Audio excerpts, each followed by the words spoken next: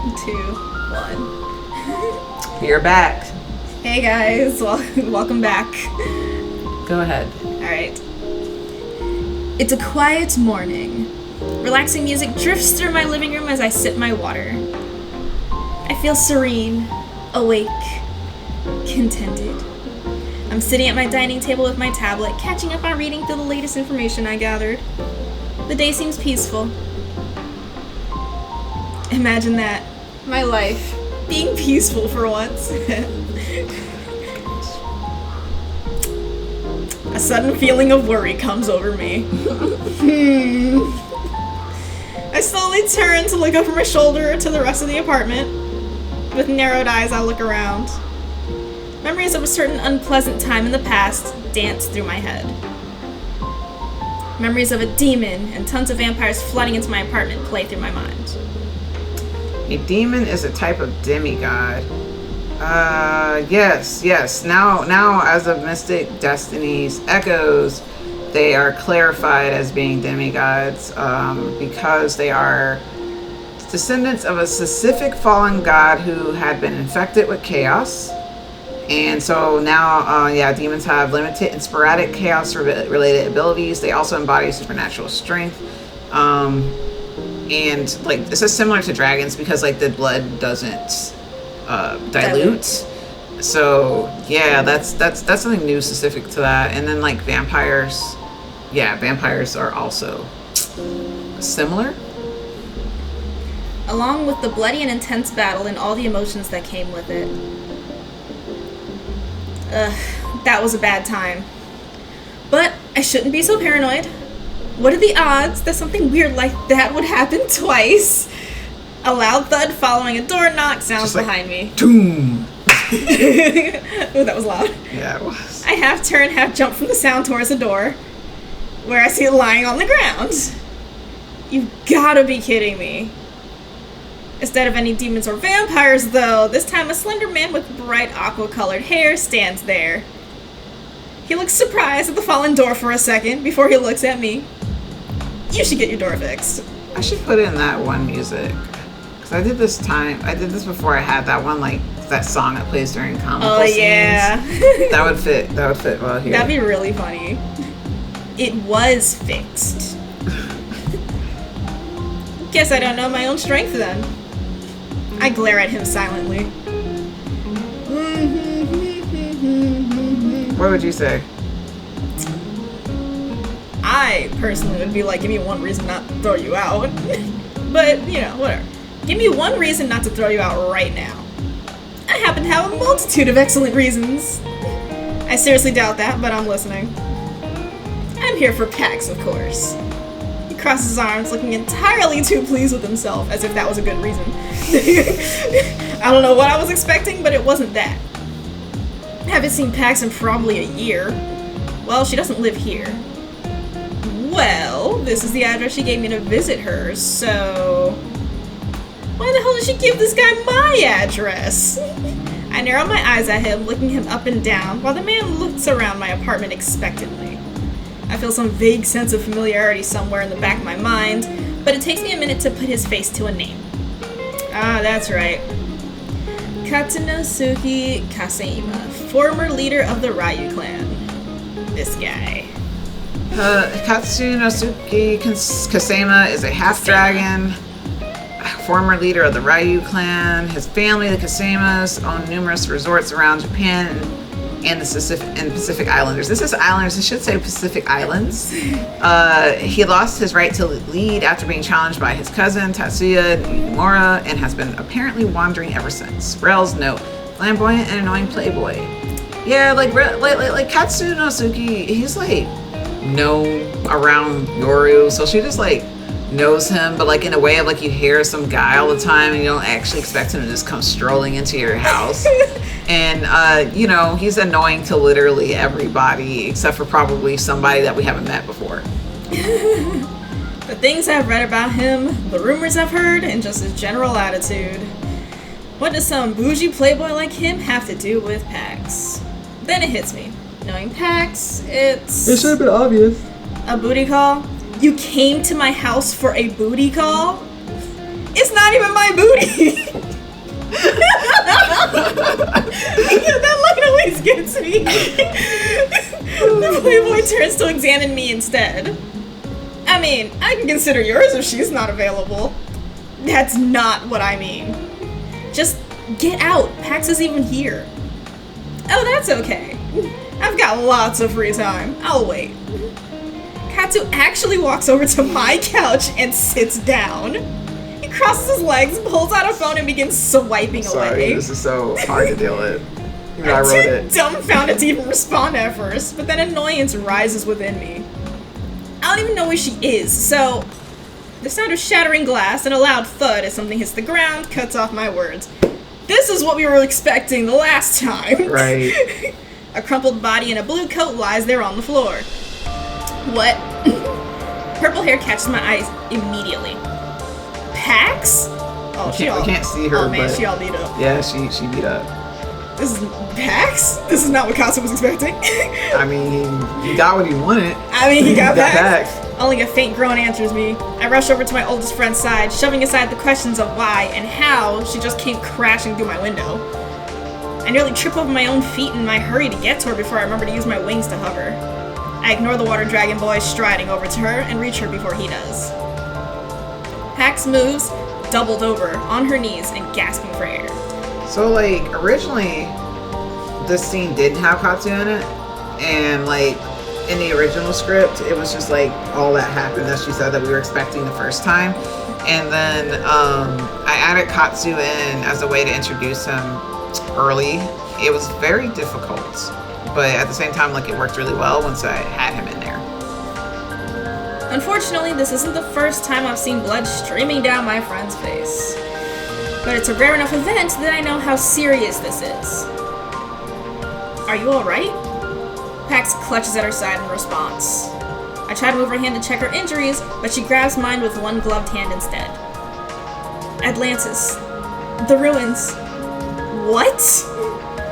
Did you say Atlantis? Pax manages to give a nod, then gasps from pain. I take a deep breath to steady myself and shove her hands out of the way, searching for wounds to heal. But even while I do that, my mind is desperately trying to grasp what's happening, what she could possibly mean. Atlantis. The word alone causes a heavy feeling to settle over me. It feels difficult to even breathe. An adventure of ours gone wrong. One of our gravest mistakes. Is it possible that the past has followed us even here? I feel a weight drop to my stomach at the thought, at the reminder of the one thing I wanted to forget for good. I look up at Pax as I heal her wounds. I know there's no point in asking if she's joking. She wouldn't. Not about this. A few years back, what we did in Atlantis, we thought, no, we hoped that would stay in the past. But the past always has a nasty habit of coming back to bite us in the ass.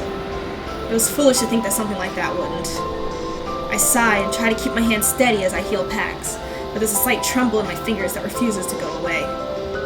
It's fine.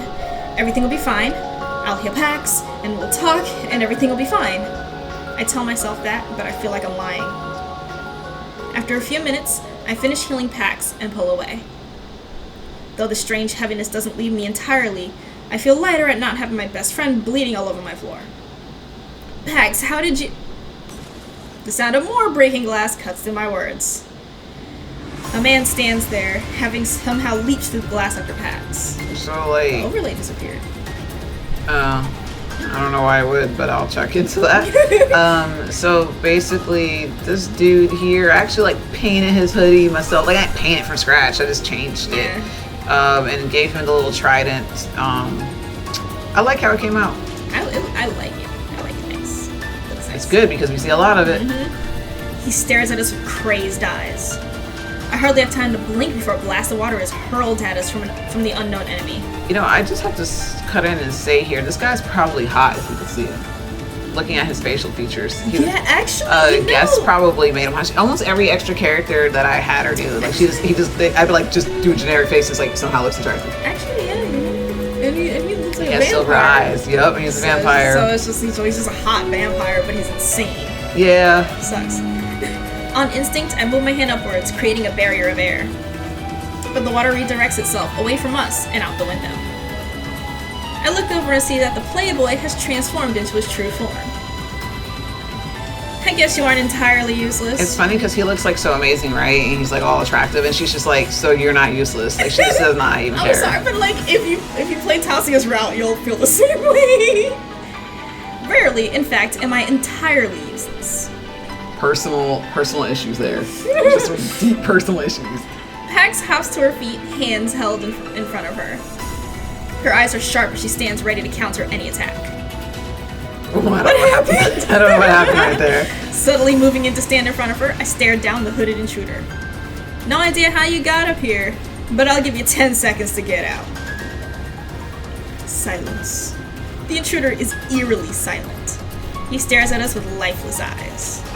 That outfit. Could this guy be one of those cultists I've seen around town? Even so, why is he here? Even ignoring the breaking in part, the guy gives me an undeniably eerie chill. The air is thick with tension. Silence entirely dominates the scene as we stand there, tense and frozen, eyeing each other for any movement. Do you know how to talk, fool? I do, but I only need her. The guy stares steadily at Pax. What a coincidence! That's who I need too! Both of your approaches could use some work. Seriously. I didn't expect a water dragon, but maybe you'll be of use to our god. God.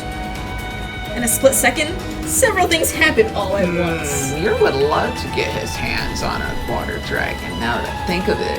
Everybody please be afraid. The intruder pushes his hands out, creating a wave of water and sending it right at me. Pax jumps in front of me. Holding her hands out, she makes a sweeping motion to redirect the water to the side and back at the attacker. Water bending. Just water bending. He holds his hands up and a faint silvery blue light surrounds him, stopping the water from reaching him. So it was like, Honestly, it looks ridiculous. All his focus now turns to Pax, who doesn't let up, throwing attack after attack after attack. Katsu looks on, at first stunned, then moves his arms in a circle motion and sends a huge torrent of water at the moon. At the man. Despite the combined relentless assault, his barrier holds in place. But that doesn't stop Pax, not for a moment. Pax glances at me for the briefest of moments, and I nod, slipping away out of sight. You know what? We could skip this. Alright. Action stuff. Alright, we sneaking. Bam! Alright, so got him in the face. Alright, going in. Doing it again. Let's see. Alright. Oh man, she kicked him into the wall, guys. That's like spectator mode. Alright, he's got back up. What's she gonna do next? Alright, he tried to jump at her, she ran away. Oh, Pax. Oh! Bam! Just right in the face. Oh! And Pax has him pinned. And alright, she's trying to tell him stay down. Kasu's like upset because he didn't get to do anything cool. Damn, I hardly got to show off. I land next to Pax and crouch in front of the guy. Who sent you? The hooded man ignores me and looks only at Pax. We will find you again. My family knows who you are. We've seen you. You will give our god what he wants. I know all the cultists. This guy was particularly creepy. No. I just noticed. He was so creepy. It was just like, oh, what the heck? He's the most culty one. Everybody else was like insane. They were just like, they're just like, just stabbed. Atlantis. But this guy, he's like, no, you, me, our god, we're gonna dance later. Honestly. And then he will give us Atlantis. What the hell are you talking about? You're from that cult, aren't you? What does my friend have to do with anything? The man looks as if he's about to talk, but suddenly his eyes go blank. Then in a strained, loud, and unnatural voice, he begins to speak. A bunch of words. I narrow my eyes, trying to understand what the man is saying, but I only managed to catch one word. Fight. He's speaking in a specific language she's able to understand. I don't understand. What? The man opens his mouth with the same blank eyes as if he was screaming, but no sound comes out. and his entire body erupts into a puddle of red water beneath Pax's boot, clothes, and Aurelius literally was just like, what is happening right now? Like, what was that? the guy just burst into After speaking some weird stuff. It happened so instantaneously I can hardly comprehend what I just Katsu saw. looks like horrified and disgusted. What the hell? Well, it's not every day I get a man under my boot. She lightly shakes off her foot before looking at the puddle, morbid amusement on her face. How about a dragon instead? Yo, Yo, he really fast. did. This is a. How about a dragon instead? And Aurelia's over here being horrified still. You sure recover quick. Good old shameless Katsu. It's been a while. Unfortunately, I'm a little distracted at the moment. Seriously, you two? A man just disintegrated into water. Red water, too. Don't you even wonder how? How the hell are you two so calm? Katsu shrugs. Priorities. His priorities are in the wrong place. What can I say? Jokes help me cope with insanity. Pax waves a hand and the water covering my apartment is gone, leaving the place nice and dry again. I walk over to the table and pick up my now dry tablet, not sure how to feel about this whole situation. What exactly just happened? I can't think of how to possibly phrase this weirdness, so I gesture towards where the guy turned himself into a puddle. I'm interested to hear too. I look over at Pax expectantly, feeling a familiar cold sensation wash over me. I almost want it to be a dream. Pax sighs tiredly and plops down onto one of the seats. All right, so like for this flashback, I'm gonna go through it quick. Alright. Cause it's like, Alright. Sit back and let me tell you the tale of how everything suddenly went to shit. cause it's like, it's like a flashback in a flashback. Flashback in a So that's flashback. why at the point I just feel like it's ridiculous. Alright. All right, so I yeah, was trying to sell off one of the things we grabbed back in Atlantis when I realized I was being followed. that was an accident. We were supposed to look at what Atlantis was. There you go, I had Yay. Yeah, so Atlantis, the same. It's Atlantis. We know what Atlantis. Thought it might be someone looking to cash in on a bounty because Pax is a wanted criminal. Right. Seemed like the likeliest thing. But then Well, she's over here like she Let walking, them on a long trying to get confront them. yeah, trying to get them off her tail. And she's like, and the dude's like, where'd you get that hey, dagger? where'd you get that dagger? Who gave it to you? What do you know about Atlantis? He has She's no like- subtlety. She's like, whoa, buddy, I didn't say none of that. The now. barrage of questions was surprising, but then he mentioned What are you Atlantis. talking about, guy? I never told anyone where I got the dagger, nor did anyone know, because they didn't tell anybody anything. Nobody knew. Nobody was supposed to know. And this guy's over here like, hey, what you know about Atlantis? And she was like, hey, buddy. Don't lie to me. What do you know about Atlantis? This is the same guy that burst into a puddle, by the way. He's weird. He's extra so weird. extra weird. He's like, hey, what you know Honestly. about Atlantis? And she's like, bro, And then no. he lunged for her because she was like, I'm not telling you crap. He tried to grab her, like, But she was better. grab. And he, Grab. honestly, Swat. she's just like, leave me alone. Go away. Like, go away or I'll have to kill you. But this guy is just grab. He had friends. Hut. Honestly. Well, shit. Things got bad real quick. It surrounded me, and though I thought I could handle it. Well, Bad stuff happened. Wow, that needs to be specific. Portal Stone. Woo. Under certain conditions. Alright. So, one of them must have managed to grab onto you before you teleported. Not a wonder the teleport messed up and you came through the window then. Really had to come to her house, though. I sigh. This is gonna be a huge, annoying problem. I can feel it. I can smell it. Yeah, that guy said he'd be back for me as well.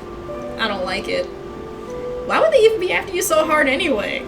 How'd they recognize the dagger if no one else had been to Atlantis? I just realized there's a typo and recognize. How they recognize. Oh, hey, there is. I mean, it does look like it'd be spelled that way, but it's not. None of this makes sense. And those guys? They definitely had to be from the weird cult that's popped up everywhere lately. Ah, yes, that. I've tried to ignore them. Same for me. I don't even understand why there'd be enough interest in Atlantis nowadays to spring up a cult. I rub my temples. There's no way around it, I guess. We've got to find out more about this cult. We all fall silent for a moment, thinking before Katsu ruins it. So, Atlantis, a lost empire, and an adventure involving cults who worship it, huh? The myths of Atlantis are some of my favorite bedtime stories as a little dragon. And here you two are saying that it's real. Wait, why is Katsu here anyway? She's like, wait a minute, why the F are you here? She's like, wait, I just realized. Booty call for you, apparently. She's like her voicemail. I tried to tell him that my house was not the place to pick up missed calls, but then you came crashing in. I slide towards Pax to see her entrenched in a fit of giggles. Of course. Why else would a man like him be in your living room? Hey! For real. Come on, bro. How long has it been, anyway? Wow. She slaps her knee and gestures vaguely at the door. And what happened to that? She needs to get that fixed. I paid for it, and it was working fine before you came in. So I think the joke was that Azrazina is the one who busted it down. She did, yeah. Her people like, busted it down. And then so it was fixed, and then like Katsu ended up messing at the door. You have to admit, he's not wrong. You do need to get that fixed. She's like, I really hate all of y'all. It was fixed. Apparently not well. He stops and looks at us in what appears to be genuine concern. You said you paid for that? You don't actually expect me to pay for that shoddy workmanship, do you? This is going to be so hard to write the romance.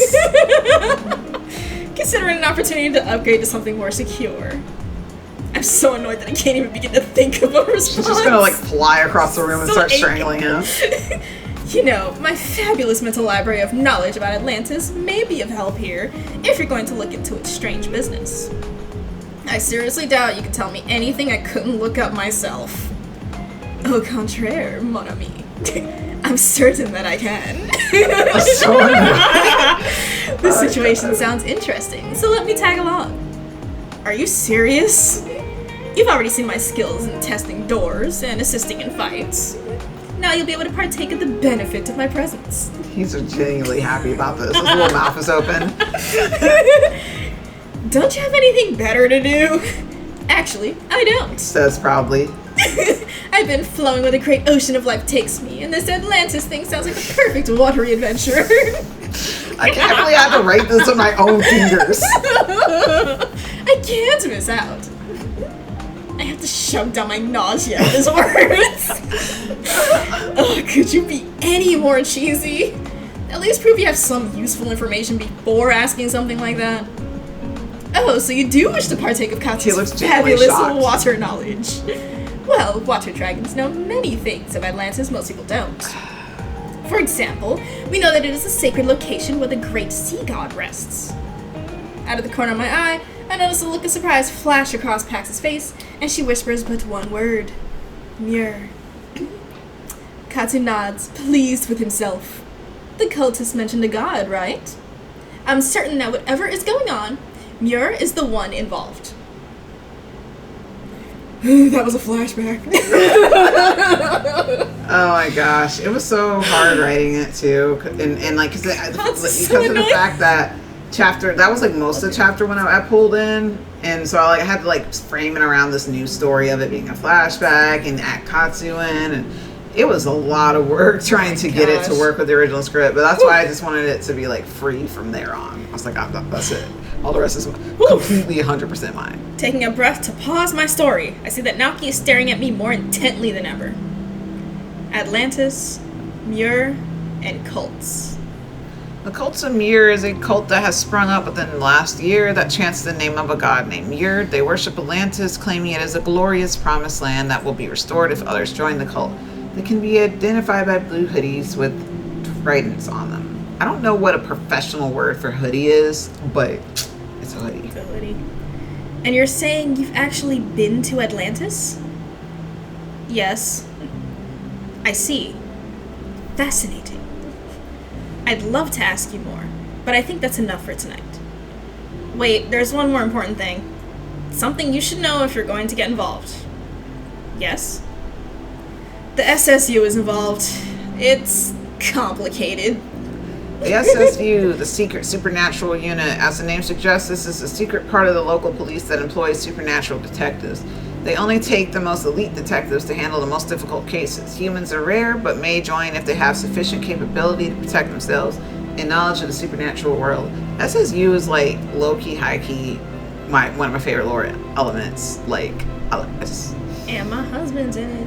and so, I don't know if I heard you. And my husband is in it. Jinsol. Yeah, Jinsol is so cool because, yeah, like, he's pretty much, I would say, like, the standard or what the other detectives would be like. So, like, it'd be cool to do a side book with cool. That. I see.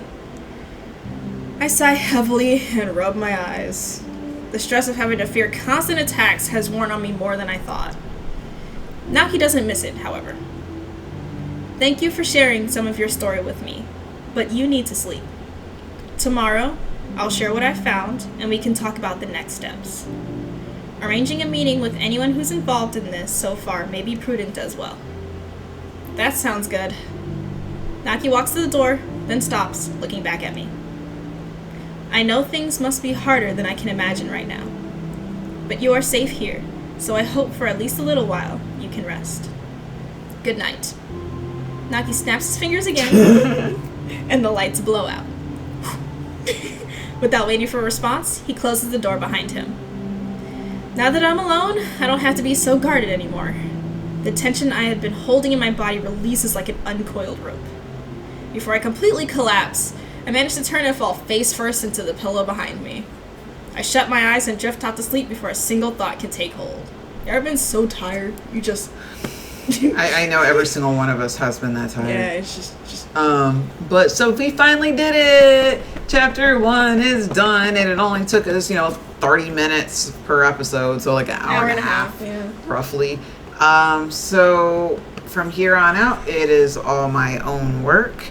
Only my own work, and my own original plotline. And anybody who backed the Mystic Destinies Echoes Kickstarter will have gotten the original script, so they probably can tell the huge differences. Mm-hmm. So I hope that you've enjoyed it, and I guess then we'll be back with Chapter 2, and we'll see how long these take from now on. Yeah. So thank you for watching. Bye. Bye-bye.